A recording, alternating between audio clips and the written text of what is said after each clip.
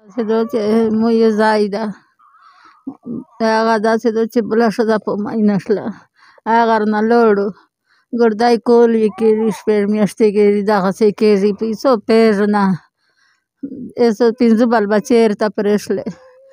ښځه یې پنځمه ورځ ده چې رانه لاړله هغه زړه ښځه یې یا زړه ښځه یې رانه لاړله مېره مې څه وس نشته ده او دا ماشومانو ته دې وګوره چې د ما سره غونډ ناست دي کنې څه وکړو اوچه دې مجبوري نه نه مې وریڼه شته نه مې څه شته یا خدای مې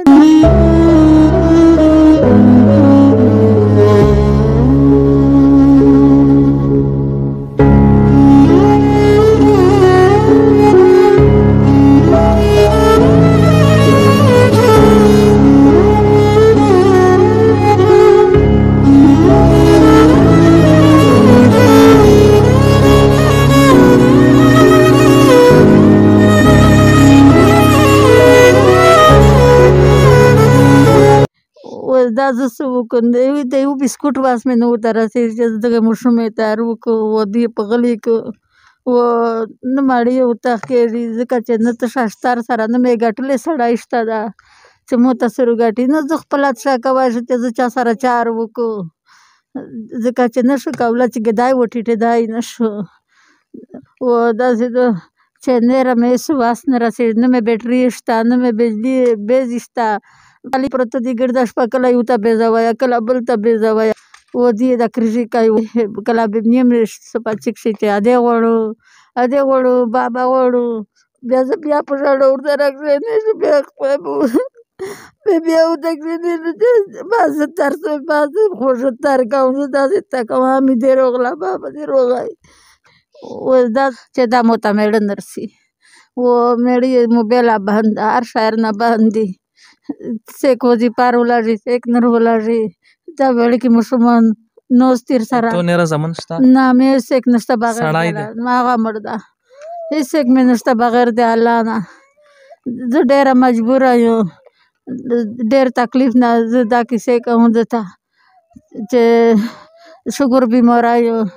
د کوړي بیماری یم دا تو نه مېر نه غواړي دغه شپه ورځ جوړي شپه ورځ ورته ناست نه یم ځکه چې وړوکي دي غوړي یې چې زه مخکې خو یې پلار ډېر بده ورځ کوله هېڅ یې د مېر بده ورځ کوي دا یوه تیوله لرې ورته پرې شوله چې تای خوري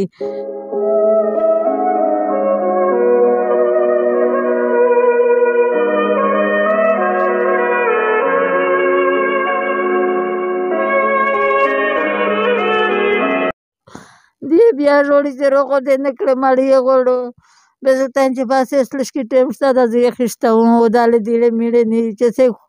بېچاکره ولاړو به درې ځلې وظیفې خو دې م رټلې کي ورځ یې نشته مړی و دې شپې شته ده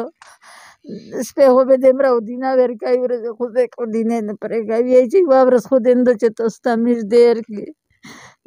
بې دغه ایسه پرې خو دې م خجیرې وې به مې خجیرې ورته ټېلې کړې به مې واپه وخوړلې تل مې چې دغه وخوري دې شپې ملته جوړي مېر غواړي داسې جوړي دا بده ورځ کوي وکړي خېبینه نشته ده چې زه همې غواړو زمانه او زمانه ته همې غواړې زمانه ته زه همې غواړم ابو نه غواړم ته زمانه همې غواړم قدرمنه دې حالات تاسو ته همیشه مخ کړل و د دې ول نمبر همیشه په د سکرین باندې ته وچلای بیا د الله رضا دې پورا چا سم را واس را شي دې سره امداد وکي الله پاک دغه تاسو ته بدلې درکای مشتو سره چې صد غوړي د الله پامن